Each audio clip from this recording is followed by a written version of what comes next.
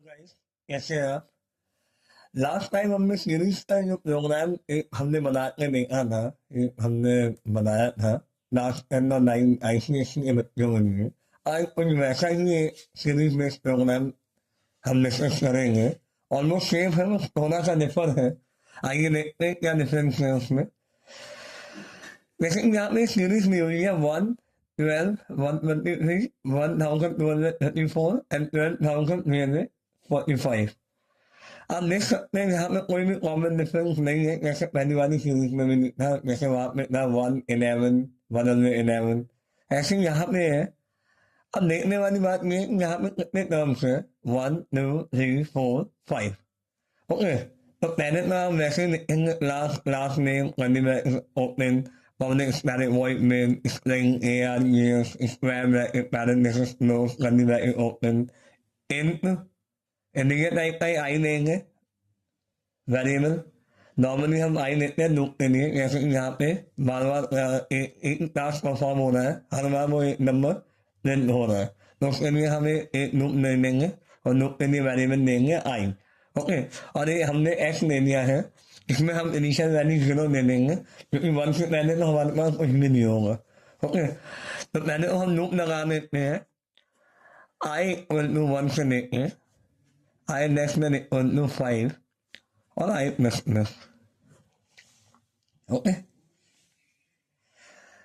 यानी वैसे ओपन करेंगे। अब यहाँ पे ये हर जो आगे वाला नंबर है ये पीछे वाले पे डिपेंड है। देखते हैं कैसे।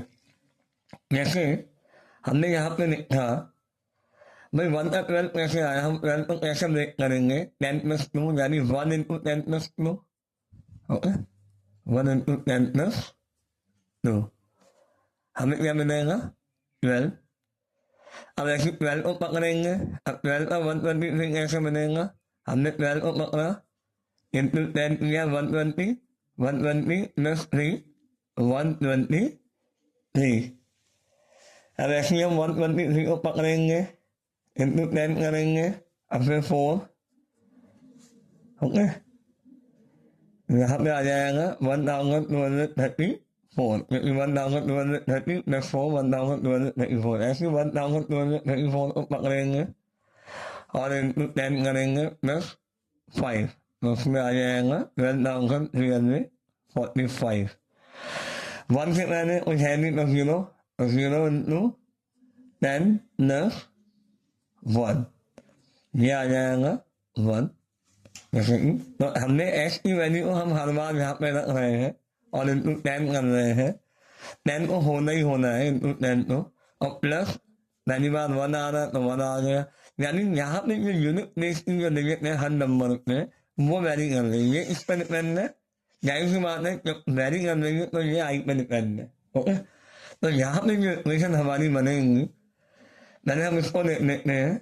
इनिशियली हमारे पास क्या है, ये 0 है एक्स में, और हम लिखेंगे एक्स इंटू 10 प्लस, अब यहाँ पे हमेशा 1 नहीं है, यहाँ पे पहली बार 1 आ रहा है, फिर 2, फिर 3, इसलिए एक बात साफ होती है कि इक्वेशन में ये 1, 2, 3, 4 ये सभी वैल्यूज इस पर डिपेंड है, ये हमारे लूप के वेरिएबल कंट्रोल वेरिएबल पे डिपेंड है। ओके, तो हम इसकी जगह लिखेंगे आई और सेमीकोलन, और हर बार उसको इसमें स्टोर करेंगे, जैसा कि पहले हमने किया था कि x into 10 plus I solve होकर जो भी वैल्यू आएंगी उसको हम एक्स में स्टोर करा देंगे, और साथ ही साथ एक्स में जो वैल्यू आई उसको हम साथ ही साथ प्रिंट भी कराएंगे, क्योंकि हमें ये काम बार बार करना है।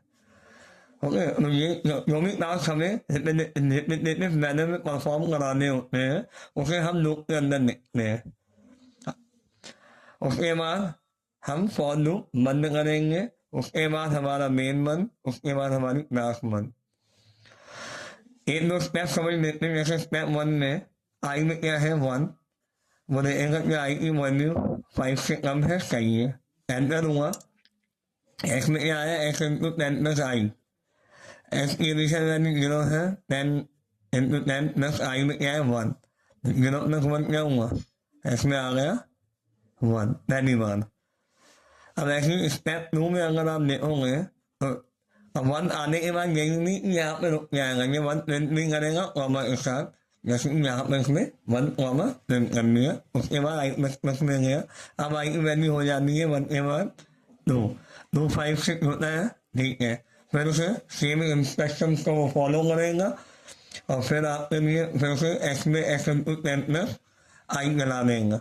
अब राइट हैंड साइड में वैल्यू हमेशा आप रखोगे, लेफ्ट साइड में तो वैल्यू स्टोर होती है, तो एक्स एक्स लिखोगे इक्वल टू एक्स की जगह अब करंट वैल्यू क्या है 1 इंटू 10 प्लस आई में क्या वैल्यू है 2, तो 10 प्लस 2 क्या आया 12।